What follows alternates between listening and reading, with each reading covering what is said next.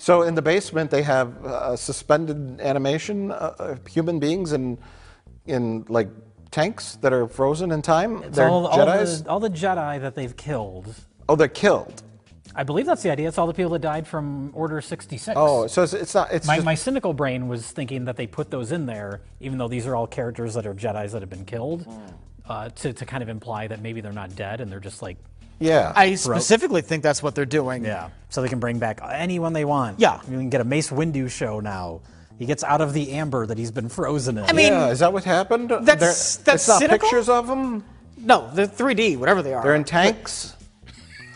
No, they're frozen in amber, like Jurassic Park. They're okay, so they're suspended and suspended animation. They wisely don't explain it so they can do whatever the fuck they want in the future.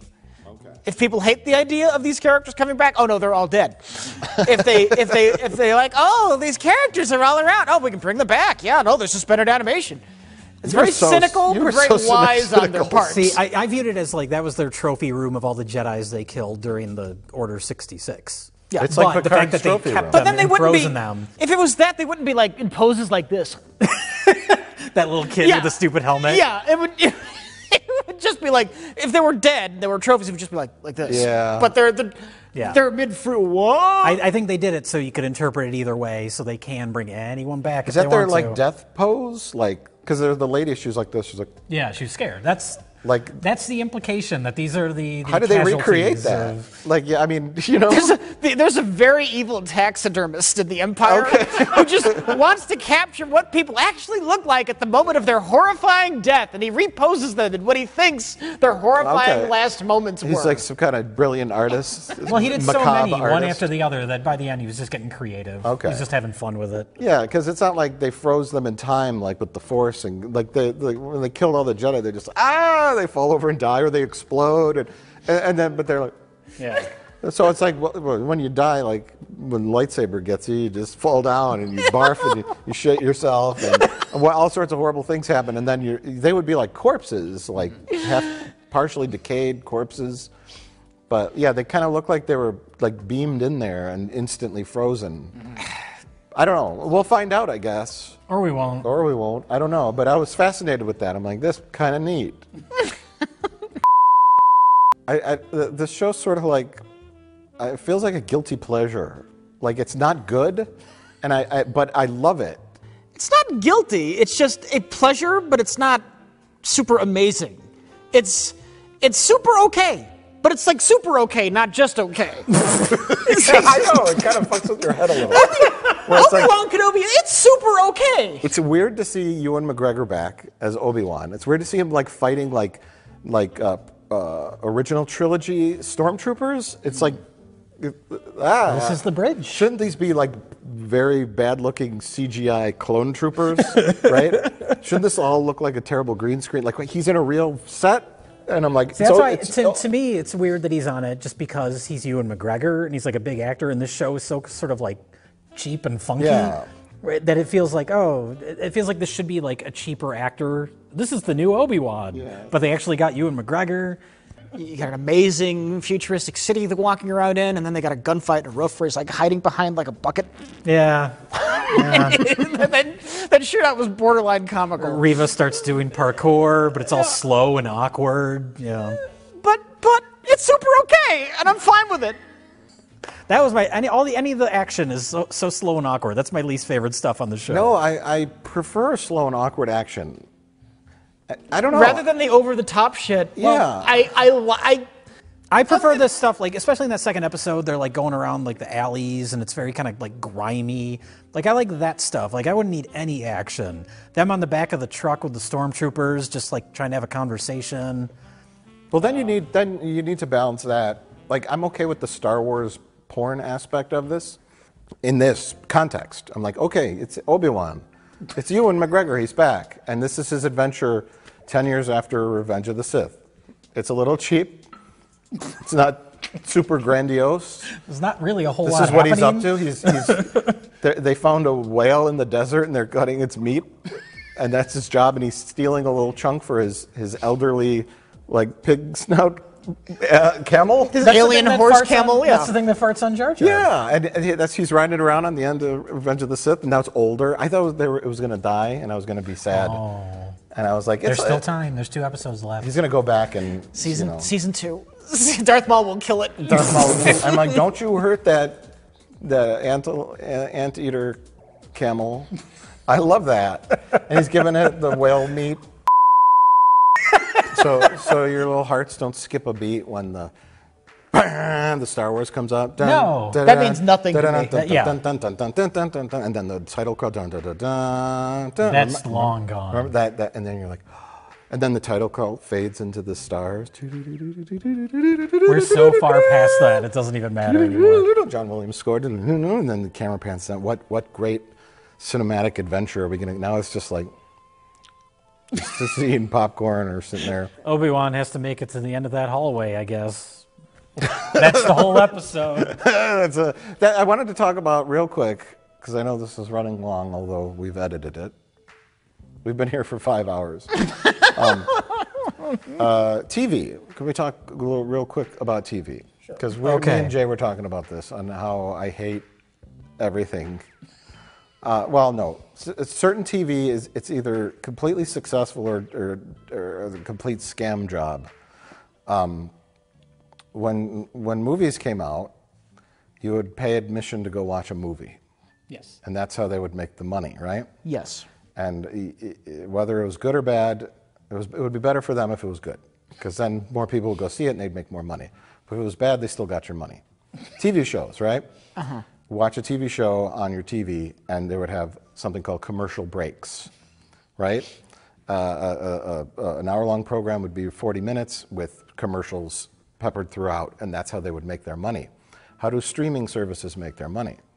They just get the money, whether or not it's good or bad. By having shelves and shelves of content that was a continues. comparison you made on a half in the bag, treating it like a buffet. A buffet. You just keep it stocked. Right, but even more specifically now is we've got the Obi-Wan show. Mm-hmm. You don't get to watch commercials. You have to pay your monthly fee to pay for the subscription. But there's going to be 8 episodes of the Obi-Wan show, 10 episodes of the Obi-Wan show. They don't care that you watch all 8 because there's no ad breaks. Mm-hmm. They just have it on the shelf. So they could have a story that would fit into 1 hour and stretch it. But that's, yeah. And I'm seeing that Stranger Things in particular, this latest season, it's like, oh my God, how long does this take? Everything takes so long. And the Obi-Wan, like you said, nothing happens in this episode. Yeah, it seems more noticeable, less in like an ongoing series and more with what the limited series. Like Obi-Wan is supposed to be a limited series. It's not supposed to be like a season 2, season 3. Right. So it's like, well, we don't have a whole lot of story, but we want to release episodes weekly. Let's stretch it out. The Dropout on Hulu about I didn't see that. The Theranos lady. Stretch it all out. Right. So many of those feel like that, where it's like this all needs to be condensed. And then there's weird examples of where it's perfect, where it's like based on a book or something, and it's like 6 hours long, and it's very detailed, and there's a lot of stuff going on, and it seems like it's worth those 8 hours, 6-8 hours of entertainment. Too much for a movie, right? But not enough. But not so little that you have to stretch it out. Yeah, it's like perfect. Something like the It would have been a great like limited 10 hours. They did 2 feature films. Yeah. This is before the pandemic, before movies are dead. But It would have made a great like series on one of the streaming Amazon or Netflix. That's a or something. big missed opportunity. Right. I know they did The Stand. I still haven't watched that. But I don't think it did very well. Certain things, and then there's certain things where it feels like you're being taken. It's just you're just like, okay, come on, hurry up. What are you saying here? Why does this scene take 15 minutes? Nothing's happening. Oh, because I'm being conned. That's why it's shocking to me that this Obi-Wan show only has 2 episodes left. Because I feel like not a whole lot has happened. That's my only real like big complaint. I love the fact that the show looks cheap. I love the fact that I feel bad for watching it. Like I'm doing something wrong, and I feel bad for enjoying it. I feel bad. Who's in the gutter now? Liam Neeson going to have a cameo at the end of this? Yes. I'm assuming so. I've been waiting for it. They brought him up once already. Because they mentioned the Force talking with Qui-Gon. He's going to say, Qui-Gon, Master. That'll be the end. He's got his faith back. Yeah. Oh yeah. Then he shows up. He sees him in the distance. They made a point of showing that in the recap of the prequels. In your solitude, training I have for you, your old master. How to commune with him, I will teach you. Yeah. Commune with Qui-Gon, you will. And then he's like, Master Qui-Gon, where are you? And then he doesn't get a response. And at the end, Obi-Wan will be beaten to a pulp by Darth Vader and Reva and all the and Qui-Gon will appear and say, "Use the Force, Luke." I meant Obi-Wan. Oh, I'm sorry. Yeah. I'm sorry. Well, I don't know. How does Liam Neeson sound? You've been taken. How does he sound? He'll appear like in the distance. It'll be like that scene, you know. Well, it'll be like the moment in. I'm a Force Ghost. I have a very specific set of talents, and I will haunt you. Now take the fucking elephant. I will haunt you. Leia's been taken. It's the perfect job for Liam Neeson. Oh my God! This should have been a Qui-Gon show. It should have been. Yeah. Qui-Gon's ghost comes and gets you. I have a specific set of skills as a Force ghost. We're being Reva's all pissed. We're being beaten by a fucking ghost. This is not what was supposed to happen. I was supposed to be Darth Vader's right-hand man, lady. That's true. When it comes to Star Wars stuff, you're the most cynical and removed from it. So. Well, here's the thing: the things I tend to like with Star Wars, all the Star Wars fans hate.